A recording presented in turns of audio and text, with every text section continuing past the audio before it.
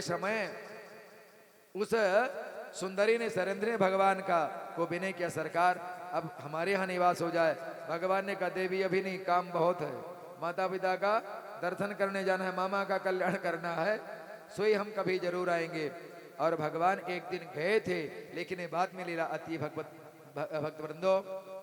अब कन्हैया ने आनंद कर दिया, अब तो प्रसन्न हो गए। अब जो ही पाता सब रिश्तेदारी निकाल रहा है, सब देख करके तमाशा।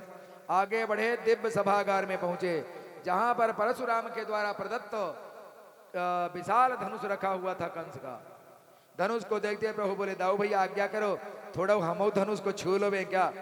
दाऊ जी हंसकर बोले अपने मामा जी को धनुष है। धनुष के आसपास जो सब सैनिक खड़े थे ना, समझने लगे कल का बच्चा भी दूध के दांत भी नहीं गिरे, महाराज का धनुष उठाने चल दिया। दाऊ जी ने इशारे में लाला को कहा, लाला ने कि इनको उठाए के तो देखिए, तुरंत आगे बढ़े। करेडबामेन सलील मुद्रिदं सज्जम जगृत्वा निमिषेण पश्यताम। पलक झपकते ही बाएं हाथ से धनुष उठा लिया और ज्यों प्रत्यंचा चढ़ाई, धड़ाम से वो धनुष दो टुकड़े में विभाजित हो गया, टूट गया।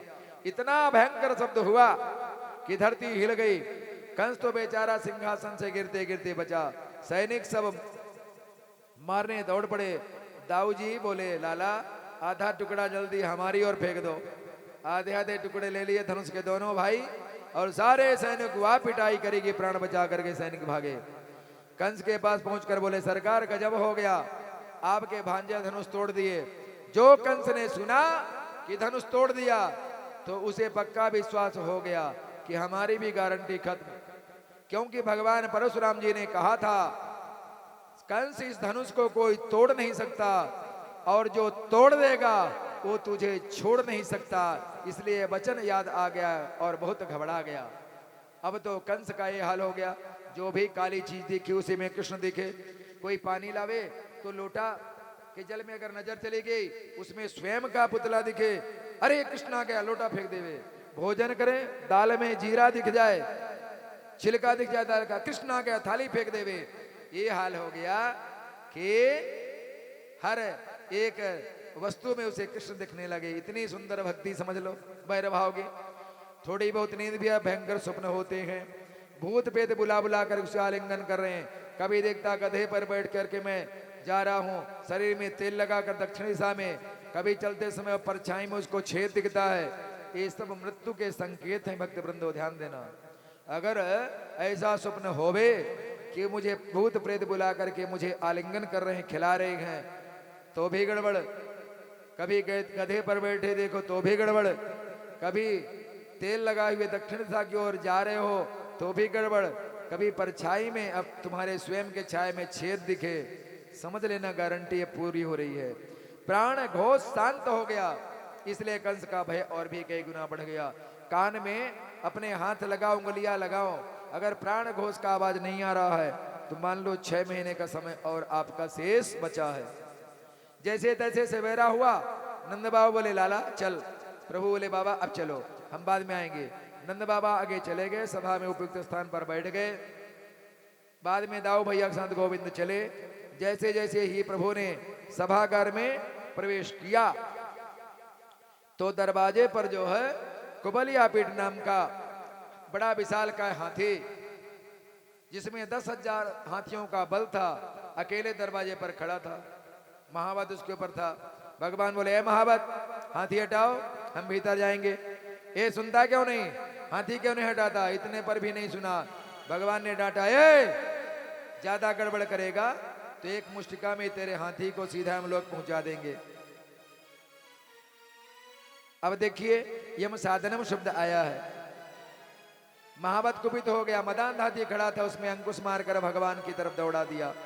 भगवान ने भी दौड़ करके उसके दोनों लंबे लंबे हाथ, लंबे लंबे दांत पकड़ करके जोर का झटका मारा। हाथी पूरा वेदांती हो गया बिना दांत का। दाऊ जी बोले लाला एक दांत मुंह को फेंक। सो एक दांत दाऊ जी की ओर फेंका, उछाल दिया। दोनों भाइयों ने वहां के दांत से वहां की पीठ एक कर दी। हाथी महावत दोनों ही मार दिए। भगवान बोले दाऊ भैया अब दरवाजे पर ही खटपट है तो भीतर भी गड़बड़ होएगी, खाली हाथ जाना ठीक नहीं है। एक हाथी का दांत तू ले ले, एक मैं ले लूं। और रक्त रंजित हाथी का दांत कंधे पर धारण करके दोनों भैया भीतर पहुंचे। जो भीतर प्रवेश किया तो सभा में हजारों व्यक्ति बैठे थे। उन लाखों आंखों ने एक साथ भगवान को देखा। सब अपनी अपनी भावना से अलग अलग रूपों में भगवान का दर्शन कर रहे हैं। सुखदेव बाबा वर्णन कर रहे हैं, मल्लानाम निर्णा नरवरा श्रेणाश्मरो मूर्तिमान गोपानाम स्वजनोषदाम जिदिभुजाम शास्ता स्वपित्रोषितो मृत्युर्भोजपतिर्विराड विदुषा तत्त्वं परम योगिनाम वृष्णीनां परदेवतेति विदितो रंगम कथा साग्रजः। भगवान ने यहाँ सुंदर नवो रस का दृष्टिगोचर करवाया। रौद्र रस, अद्भुत रस, श्रृंगार रस, वीर रस, वात्सल्य, कारुण्य, भयानक, बीभत्स रस को भी भगवान ने दर्शन करवाया। वदन्ति तत्तत्त्वविदस्तत्त्वं जज्ञानमद्वयम् ब्रह्मेति परमात्मेति भगवान इस शब्द दे। जिस परम तत्व को कोई ब्रह्म कहता है, कोई परमात्मा कहता है, कोई भगवान कहता है, आज वही परम तत्व हमारी आंखों के सामने विराजमान है। ये शांत रस भी है। जो भोजवंशी, विष्णुवंशी, अंधकवंशी, विदुवंशी सब बैठे थे, भगवान ने सबसे अपना नाता जोड़ रहे हैं। कोई कहता है मेरा भांजा है, कोई कहता है भतीजा है, भगवान से अपना संबंध निकाल रहे हैं। भक्ति रस भी है। बड़े बड़े भाई दाऊ भैया के साथ जब माधव उस रंगभूमि पधारे, भावना अनुसार सबने अलग अलग दर्शन किए, पर चाणूर नाम का दैत्य भगवान के सामने ताल ठोक करके आ गया। ए नंद के छोरा, तेरा नाम मैंने बहुत सुना, चल दो दो हाथ हो जाए। प्रजा का कर्तव्य होता है। अब कहता है हमारे महाराज कंस बड़े पहलवानी के बड़े शौकीन है, और प्रजा का कर्तव्य है कि राजा को प्रसन्न करना। आओ अब हम और आप मल्लयुद्ध के द्वारा महाराज को प्रसन्न करें। भगवान हंस करके बोले, थोड़ी बहुत शर्म है कि नहीं? अरे तू इतना बड़ा, मैं छोटा सा छोरा, तू पहाड़ जैसे, कुश्ती कैसे बराबरी की होती है ना? तो ये पहाड़ के साथ तुमसे कौन भिड़ेगा? चाणूर अट्टहास करके हंसा। बातें बहुत बनानी आती हैं। अभी अभी कुछ पल पहले पूर्व में कवलिया पीड़ को तुम लोगों ने मार दिया, 10,000 हाथी का बल रखता था खेल खेल में, और आज कहते हो मैं बच्चा हूं। मैं जानता हूं तुम कौन हो।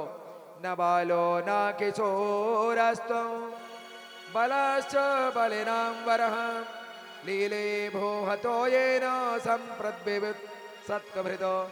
इतने बलशाली हाथी को मारने वाला बालक नहीं हो सकता, इसलिए आओ हमसे द्वंद्व युद्ध करो। छोटे छोटा वाला दौड़ करके आए, बोले कन्हैया घबराइयो मत, हम काहे को तुम्हारे साथ आए हैं, होगी सो होगी। अरे पूतना बारे हाथ दिखा दे यार अपना।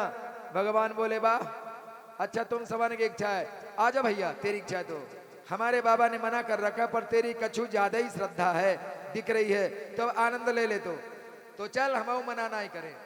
कन्हैया अखाड़े में कूद पड़े, हाथी का दांत लिए। चाणूर बोला बलराम तुम भी अच्छा हो तो आ जाओ। भैया मुष्टिकासुर के साथ, बस तुम भी आ जाओ। दाऊ जी बोले बा, हम यही देख रहे थे कोई जोड़ीदार हमको मिले। तो मामा जी ये दो हाथ हम दिखा दें। भले न सा मुष्टिका। दाऊ जी मुष्टिकासुर के साथ भिड़ गए। बड़ा भयंकर मल्लयुद्ध प्रारंभ हुआ। भक्त वृंदो, पंजे से पंजे, एड़ी से एड़ी, अद्भुत मल्लयुद्ध प्रारंभ हुआ। कभी आगे, कभी पीछे, कभी ऊपर, कभी नीचे। तो अपना पक्ष कमजोर दिखाई पड़े ना, तो क्रिकेट भी देखने में आनंद नहीं आता है। तो ये छोटे छोटे बालक के समझ करके कुछ जो है मथुरावासी निकल गए। हमसे अपराध नहीं देखा जाएगा, इतने बड़े बड़े पहलवानों से बढ़ रहे हैं। अब कुछ ने कहा नहीं नहीं, हम तो इनके चमत्कार सुने हैं, हम देख के ही जाएंगे। सिंहासन पर बैठे कंस को क्रोध आ गया। चाणूर को इशारा किया, मूर्ख घंटा भर हो गया, छोटे छोटे बच्चों के एक मुक्का मार के समाप्त क्यों नहीं करता? चाणूर को जोश आया, मालिक का संकेत पाते दोनों हाथ बांध कर दौड़ा, पूरी ताकत से भगवान की छाती पर मुक्के का प्रहार किया। सुखदेव भगवान कहते हैं मुक्का ऐसे लगा जैसे मत वाले हाथी को कोई माला फेंक देवे। भगवान अब चल खड़े रहे, मुस्कुराने के बाद बोले तूने मुक्का चला, थोड़ी एक थप्पड़ अब हमारा उखाल देख ले। और यूं कहकर भगवान ने जो घुमा करके एक चाटा मारा, एक चाटे में ही चारों खाने चकना चूर हो गया चाणूर। दाऊ महाराज ने भी मुष्टिकासुर के एक मुक्का घुमा करके मारा, एक मुष्टिका में ही मुष्टिकासुर मारा गया। सल तोसल नाम के पहलवान आधम के दोनों भाइयों ने मिलकर उनको भी ठिकाने लगा दिया। कूट नामक दैत कूदता हुआ आ गया तो कन्हैया ने दौड़ करके 2 मुक्के में मार करके कूट को भी मान लो कूट दिया। ऐसा समझो। बाकी के पहलवान अपने प्राण बचाकर भागे। अब तो कंस के क्रोध का पराकाष्ठा। बंदी बना लो दोनों बालकों को, भागने ना पाए। आज मैं अपने हाथों से मारूंगा, इनके बाप नंद को ही मारूंगा, अपने बाप उग्रसेन को भी मारूंगा। भगवान समझ गए इसका काम तो तमाम हो गया, ये तो बिना मारे ही मर गया। बड़बड़ाने लगा, शब्द शैली बिखर गई, क्रोध में शरीर कांपने लगा। भगवान ने एक छलांग मारी और मामा कंस के सिंहासन पर खड़े नजर आए। जब तक कुछ सोच पाता तब तक झपट्टा मारकर सिर के बाल पकड़ करके घुमा दिया। प्रगृह्य केशेषु चरत किरीटम निपात रंगो परितुंग मंचात। सिर के बाल पकड़ करके घुमा करके याद दिला रहे हैं, मेरी माँ को देवकी को विवाह बेला में तूने केस पकड़ करके गिराया था, देवकी नंदन तुझे गिराने आज आ गया। स्मरण दिलाकर जोर का धक्का मारा, कंस धड़ाम से नीचे चला आया। छाती पर कन्हैया कूद पड़े। कंस के रहे से प्राण भी गोविंदाय नमो नमः हो गए। कंस का जो काम तमाम हुआ, कंस के 8 भाई मारने आए, सब हथियार लेकर मारने दौड़े। अकेले दाऊ महाराज ने हाथी के दांतों से 8 को ठिकाने लगा दिया। अब तो चारों तरफ हाहाकार मच गया। कंस की 2 पत्नियां थी, अस्ति और प्राप्ति, दोनों छाती पीट पीट के चित्कार करके रोने लगे। भगवान ने जाकर के सांत्वना दिया उनको और अपने माता पिता को जाकर के उग्रसेन नाना को बंधन मुक्त किया, अपने माता पिता देवकी वसुदेव को बंधन मुक्त किया।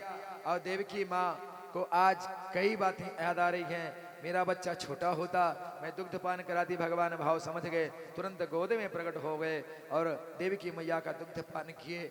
दोनों दंपति का वात्सल उमड़ पड़ा। भगवान कहते हैं, माँ, जो बालक सामर्थ्यवान होकर के भी माता पिता की सेवा नहीं करता, वह श्वास लेता हुआ मुर्दे के समान होता है। मैं इतने वर्षों तक आपसे दूर रहा, अब तो मुझे अपनी सेवा का अवसर दीजिए, अपने चरणों की सेवा का सौभाग्य दें। अरे तो हमारा वही लाल है, सारी भगवत्ता भुलाकर दोनों हृदय से लगा लिए। अवरुद्ध हो गया, कंठ गदगद हो चला, दोनों दंपति कुछ बोल नहीं पाए। भगवान ने तुरंत उग्रसेन नाना को मथुरा नरेश घोषित कर दिया। उग्रसेन महाराज के बार बार मना करने पर भी जबरदस्ती राजा बनाया। भगवान कहते हैं, नाना जी हम यदुवंशी हैं, हम राजा नहीं बन सकते, क्योंकि हमारे पूर्वजों को श्राप लगा हुआ है, ये याति जी के श्राप से हम राजा नहीं बनेंगे। अतः सिंहासन तो आप ही संभालोगे, विराजमान आप रहोगे, काम हमारा रहेगा, चिंता नहीं करना, आपके साथ रहेंगे। उग्रसेन नाना को मथुरा नरेश घोषित किया। जब यदुवंशी जो भी भाग गए थे कंस के डर से, बेचारे कोई घास फूस खा के, कोई पानी पीकर जी रहे थे गुफाओं में, सब वापस आ गए। भगवान के नजर पड़ते ही सब हृष्ट पुष्ट हो गए, जो 1-1.5 हड्डी के हो गए थे। गोविंद के माथुर मुस्कान का अवलोकन किया, सब आनंदित हो चले। भगवान एकांत में नंद बाबा के पास आए और विविध प्रकार के वस्त्र अलंकारकों से समलंकृत करके बोले, बाबा अब आज्ञा मिल जाए, कुछ दिन मथुरा में रह करके अपने जन्म देने वाले माता पिता के भी सेवा कर लेवे। कंस के मर जाने से कंस जो है, जो कंस का ससुर था जरासंध, वो मथुरा पर चढ़ाई करेगा और मथुरा वासियों को बचाने के लिए, इनकी रक्षा करने के लिए कुछ दिन यहाँ रहना पड़ेगा। नंद बाबा गोविंद के भावों को जान गए। वसुदेव जी के पास जाकर सारे रहस्यों को जानने के बाद दोनों बालकों को वसुदेव जी के हाथ सौंप करके श्री कृष्ण ब्रजवास बाबा नंद शास्त्र कंठ ब्रजवासियों के साथ अपने वृंदावन धाम को प्रस्थान किए। यहाँ एक और नंद बाबा को गोविंद के वियोग का दुख संताप सता रहा है, वहीं दूसरी ओर देवकी वसुदेव को प्रभु ने मिलकर के निहाल हो रहे हैं। देवकी मैया के आनंद का पारावार नहीं। वसुदेव जी ने सबसे पहले अपने कुल पुरोहित गर्गाचार्य को बुलाकर दोनों बालकों का शीघ्रता के साथ जनेऊ संस्कार करवाया। अभी तक बच्चों का जनेऊ भी नहीं हुआ था, कृपया इन्हें गायत्री मंत्र दीक्षा प्रदान करें। दोनों भाइयों को विधिवत यज्ञोपवीत गर्गाचार्य जी से संपन्न करवाया। गर्गाचार्य जी बोले, वसुदेव जी, बालक यदि माता पिता के प्रेम के कारण शिक्षित रह जाए तो माता पिता का दुर्भाग्य है। स्वयं उनको लेकर के ये जो सौभाग्य मिल रहा, अपने मध्य प्रदेश में उज्जैन नगरी में अवंतिकापुरी कही जाती थी, महाराज संदीपन के आश्रम में पढ़ने के लिए दोनों बालक आए हैं। और संदीपन जी ने थोड़े ही दिन में जो है उनको शिक्षित कर दिया है, पढ़ा दिया है। 64 कलाओं की विद्याएं 64 दिनों में प्रदान कर दिया है।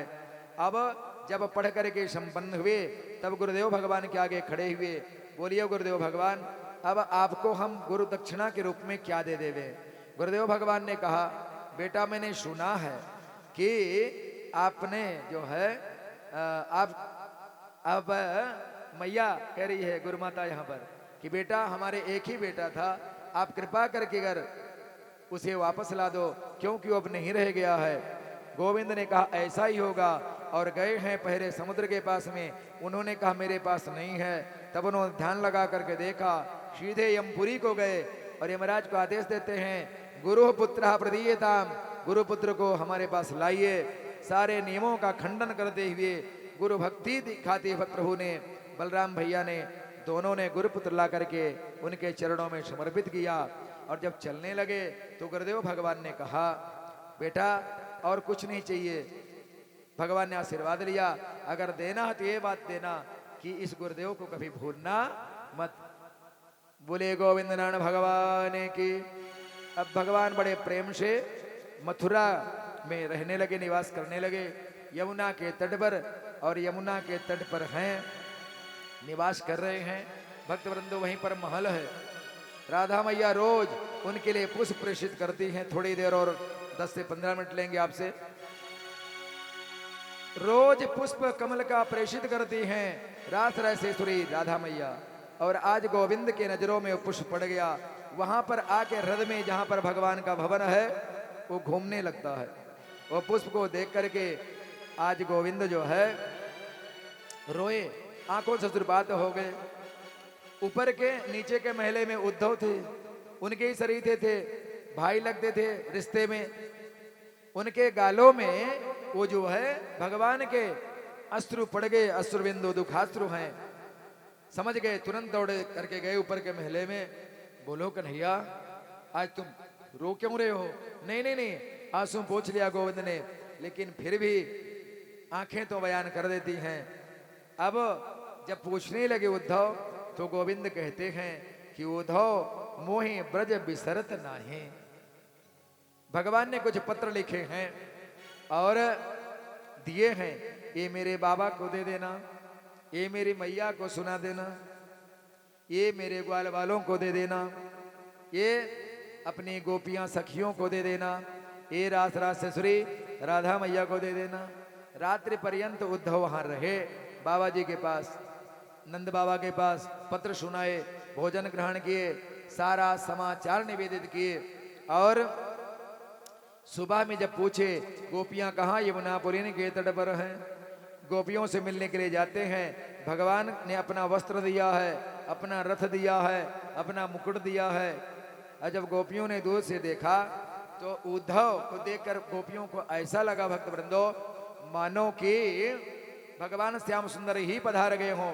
गोपियां दौड़ी, लेकिन जब नजदीक गई तो क्या देखती हैं, ये उद्धव हैं, ये गोविंद नहीं है। आए उद्धव, गोपियों ने सबने हाथ जोड़ करके प्रणाम किया, वंदन किया, यथोचित सत्कार किया। आओ बैठ करके अक्रूर जी महाराज देखने लगे उनकी हालत।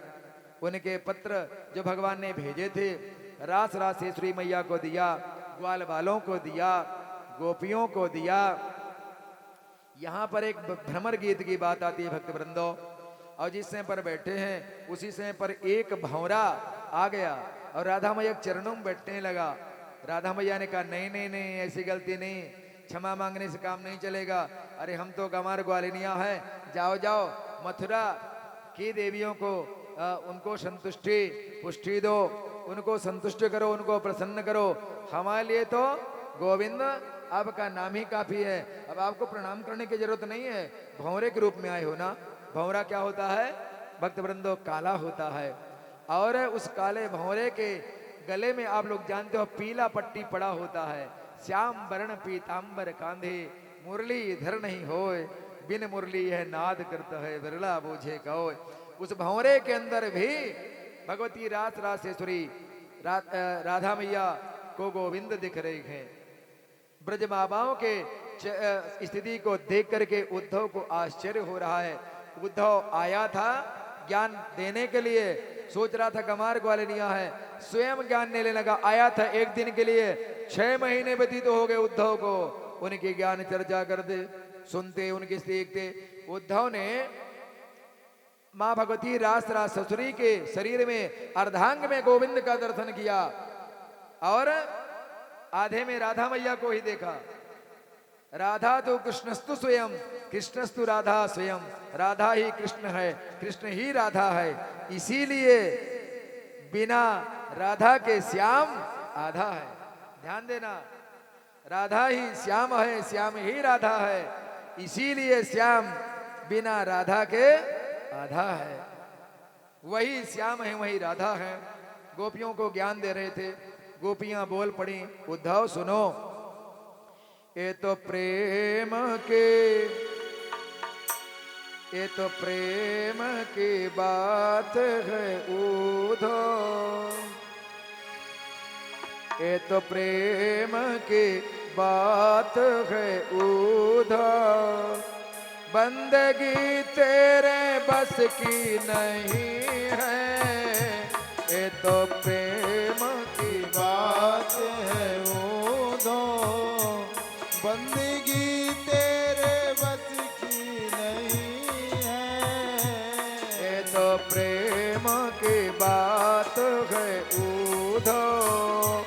बंदगी तेरे बस की नहीं है, ये तो प्रेम की बात है उद्धव।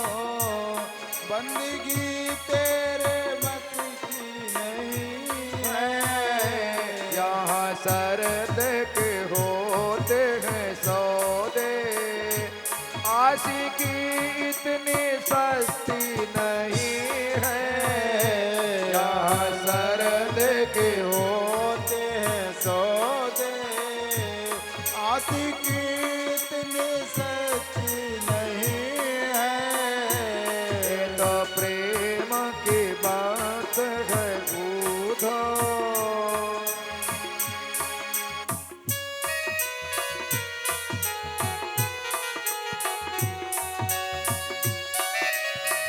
जय हो।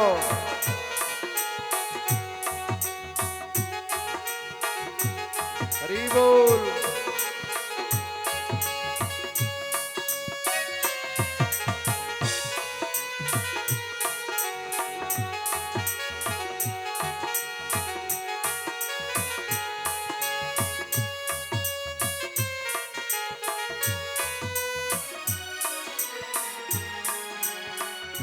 प्रेम वालों ने कब भक्त पूछा, किसकी पूजा हो तुम करते प्यारे।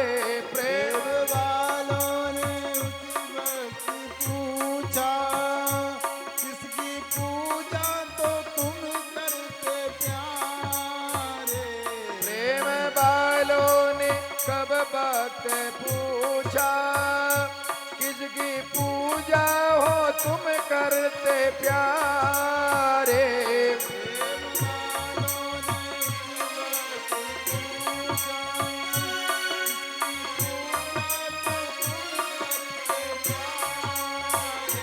यहाँ पल पल में होती है पूजा, सिर झुकाने की फुर्सत नहीं है। यहाँ पल पल में होती है पूजा, सिर झुकाने की फुर्सत नहीं है। ये तो प्रेम की बात है उद्धव। बंदगी तेरे बस की नहीं है, तो प्रेम की बात है उद्धव। बंदगी तेरे बस की नहीं है। ये तो प्रेम की बात है उद्धव।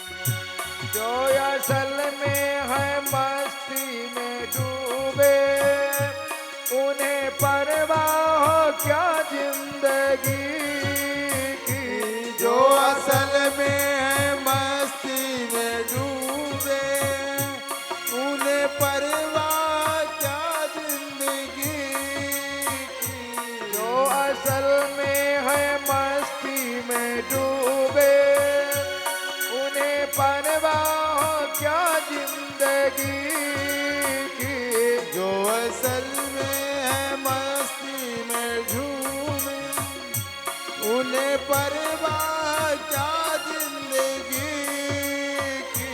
जो उतरती है चढ़ती है मस्ती, जो उतरती है चढ़ती है मस्ती, ओ हकीकत में मस्ती नहीं है।